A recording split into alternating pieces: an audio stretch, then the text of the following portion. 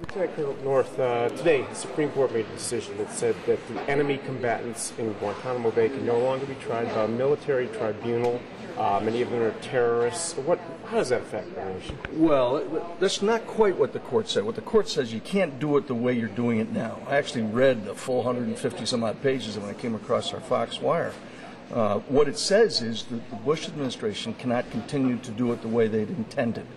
That you have to allow for due process, that there has to be provisions for them to have adequate representation, and if you want to do it the way you set out to do it, go back to the Congress and get the kinds of legislation you need. There's a lot of latitude in there. It clearly does not say just turn these guys loose, which I don't think anybody wants. Clearly the Supreme Court didn't rule that way 5-3. What they said was you've got to change your procedures. And here's some of the ways in which you can do it. Some say they've handed the terrorists a victory, the enemy combatants a victory in this decision.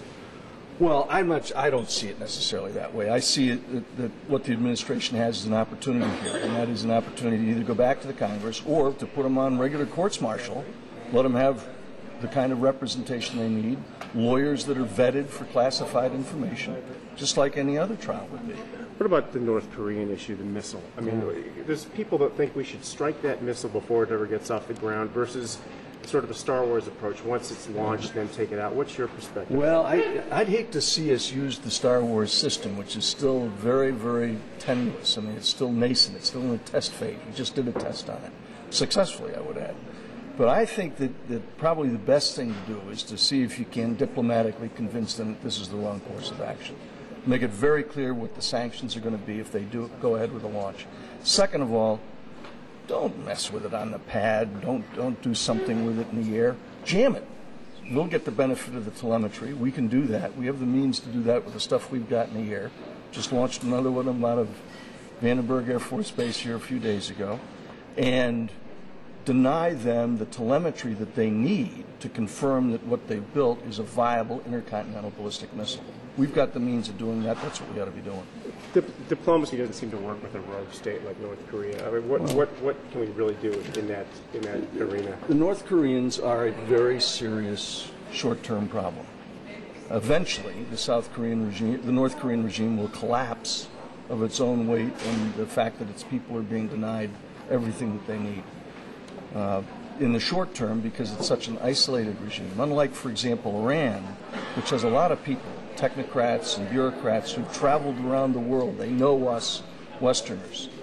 But the North Korean regime, other than gambling, counterfeit $100 bills in Macau, very rarely get outside that very insular, very almost isolated existence of theirs. And so they don't grasp the niceties of diplomacy like we would hope they would.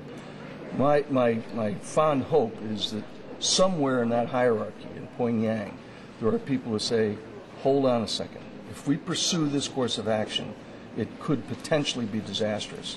The anxiety that I think we all have is that there's not enough of those kinds of people in Pyongyang. New York Times just gave up classified information about our fight in the war on terror, tracing terrorists' financial assets. What is your thought on what they did? Well, I think it's outrageous. They outed not just this program, but they're the ones that outed the NSA Intercept program going after international communications with terrorists. There are some who say that what we ought to be doing is dragging editors in and locking them up.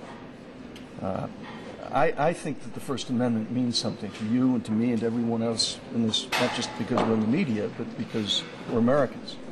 And we don't do that. In World War II, when Robert McCormick, the editor of the Chicago Tribune, divulged the fact that we'd won the Battle of Midway in June of 1942 because we broke the Japanese code. He knew it was a violation. He ran it intentionally because he hated Roosevelt. Roosevelt brought Biddle in and said, I want to lock him up, take the FBI to Chicago and put that guy in cuffs and drag him up and put him on trial for treason. The chief of naval operations, Admiral King, came in and said, don't do that. Because in a trial that we'd have to make sure he stays in jail, we'll end up divulging more than just what the Japanese did. Now, it was terribly hurtful, but the people who ought to be locked up and the people who ought to go to jail are the government officials who swore an oath. They signed a non-disclosure agreement that they would never reveal the information without permission. The fact that they did it is a clear violation.